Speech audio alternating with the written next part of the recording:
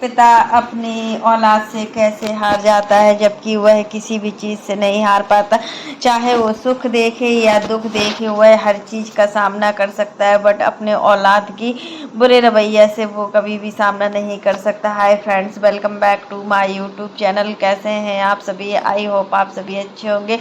तो फ्रेंड्स, आज हम बात करेंगे अप्सरा मॉम के बारे में, अंकल जी के बारे में। आखिर अंकल जी ने ऐसा क्या बोल दिया है कि मतलब जिससे आंटी की आंखों में आंसू आ गए। और सच में अंकल जी भी आज बहुत ज़्यादा उदास लग रहे थे, क्योंकि इस समय उनका जो छोटा बेटा है प्रिंस बाबू, मतलब बहुत ज़्यादा परेशान किए हुए हैं और अपने ससुराल में अपने ही माँ बाप की बुराई कर रहे हैं। ये क्या ठीक है? अगर कोई लड़का अपने माँ घर पे कुछ भी बोल ले, मम्मी पापा से एक चोट हम मानते हैं, कुछ भी बोल ले, बट ससुराल जाकर अगर अपने माँ बाप की इज्जत नहीं करता है तो सच में बहुत बड़ी बात होती है। और इससे बड़ा बदतमीज लड़का कोई नहीं हो सकता है। सच में आज तो प्रिंस ने सारी हदें पार कर दी है और इतना कुछ बोला है अपनी सासू माँ से, अपनी मम्मी और पापा के बारे में, यहाँ तक कि अपनी बहन के बारे में।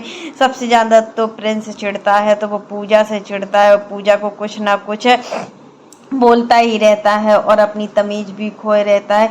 आखिर मतलब कब तक ऐसा चलेगा? ये सब चीज़ों में शायद रंजना का हाथ है, ऐसा माना जाता है कि मतलब अब आंटी जी भी समझने लगी हैं कि इन सब चीज़ों में रंजना ही है। क्योंकि देखिए, रंजना का बार बार मायके जाना क्या ठीक है? क्या मायके क्यों चली जाती है बार बार? अभी मतलब अभी इनकी शादी को 8 महीने हुए, 8 महीने में कितने बार मायके जा चुकी हैं। यहाँ तक कि जबकि मनीषा की शादी को पूरा 5 साल हो गया है और मनीषा मायके जाने का नाम ही नहीं लेती है, और ज़बरदस्ती मनीषा को मायके भेजा जाता है। क्या मनीषा को मायके में लाड़ प्यार नहीं मिलता है? क्या मनीषा के मायके वाले नहीं चाहते हैं कि मेरी बेटी कुछ दिन यहाँ पर रहे?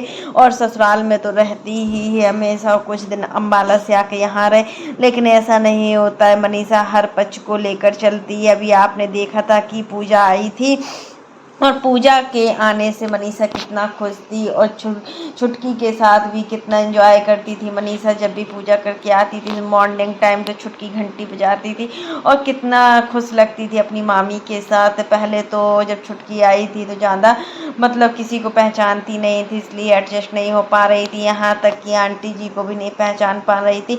होता है, बच्चे जब छोटे होते हैं ना तो उनको टाइम लगता है पहचानने में और हर जगह एडजस्ट नहीं कर पाते हैं। और जैसे जैसे बच्चे बड़े हो जाते हैं तो हर जगह मतलब समझने लगते हैं। हर किसी के घर में ऐसा होता है कि अगर बच्चा अपनी मम्मी पापा के साथ रहता है तो अगर वो अपने नाना नानी के घर जाता है या दादा दादी के घर जाता है, अगर बहू कहीं बाहर रहती है तो मतलब बच्चे थोड़े दिन के लिए अपने मम्मी पापा के पास ही रहते हैं और मतलब नाना नानी या दादा दादी किसी को भी नहीं पहचान पाते। उनको लगता है कि मेरे मम्मी पापा ही सब कुछ है। यही सब चीज़ें छुटकी के साथ भी हो रहा है। पहले जब लड्डू छोटा था तो लड्डू भी ऐसा ही किया करता था, बट अब लड्डू बड़ा हो गया है तो नानी से बहुत ही अच्छी अच्छी बातें करता है, घुल मिल कर बातें कर रहा है। अभी उस दिन जब बारिश हो रही थी बेंगलोर में, तब वीडियो कॉल पर लड्डू फ़ोन पे बातें कर रहा था। मतलब तो लड्डू मतलब बता रहा था, नानी देखो कितना पानी है, कितना पानी, डर्टी पानी, गंदा पानी था थोड़ा। तो बोला डर्टी पानी। यही चीज़ होती है कि मतलब बच्चे होते हैं तो घर में रौनक होती है, अगर घर में बच्चे नहीं हैं तो कुछ भी नहीं है। बच्चे होने से ही घर अच्छा लगता है। तो यहाँ पर अब देखिए अंकल जी ने आज क्या बोल दिया है। अंकल जी ने बोला है कि मतलब चाहे सुख हो या दुख हो, मतलब हमेशा एक परिस्थितियों में ही रहना चाहिए हमें।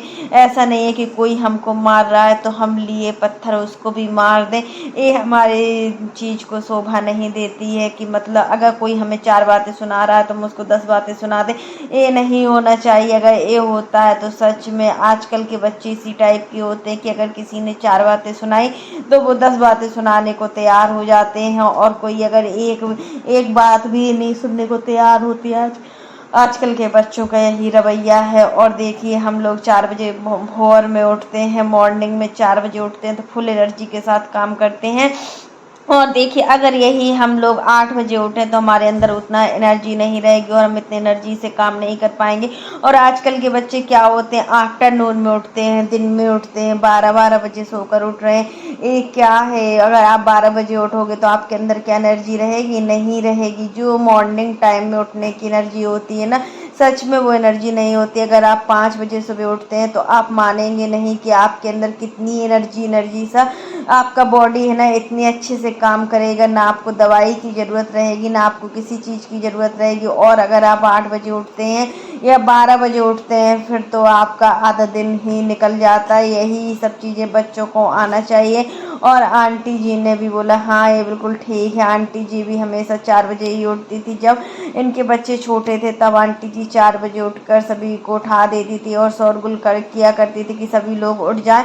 लेकिन अब तो ऐसा है कि 5 बजे तक हर हाल में उठ ही जाती हैं और घर में सभी लोग सोए हुए रहते हैं क्योंकि सब लेट उठते हैं। बट आंटी अंकल का जो रूटीन है वो बहुत ही अच्छा है, बहुत ही अच्छे तरीके से अपनी दिनचर्या को निभाती हैं। यही ज़िंदगी है। अगर हम जल्दी उठते हैं ना तो सच में हमारे सारे काम भी जल्दी हो जाते हैं और हमें पूरा दिन खाली खाली सा लगता है। और अगर हम देर में उठते हैं ना तो पूरा दिन हमें लगता है कि अब तो हमारा काम भी नहीं हुआ है, हमारा काम नहीं हुआ है, दिन भर काम काम सा लगा रहता है। यही चीज़ देखने को मिल रही है आजकल बच्चों में कि बच्चे, हर घर की कहानी यही होती है कि बच्चे बहुत लेट उठते हैं।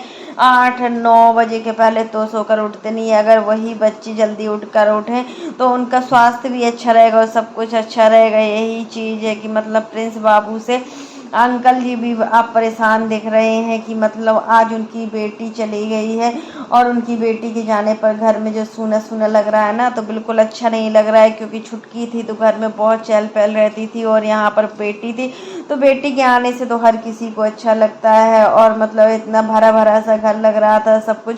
लेकिन हाँ होता है ना कि अब वो चली गई अपने ससुराल। शायद अभी 1 या 2 दिन के बाद वो आएगी। फिर उनको बेंगलोर भी जाना है, शायद आज आएगी और कल बेंगलोर भी जाना है उनको रात में।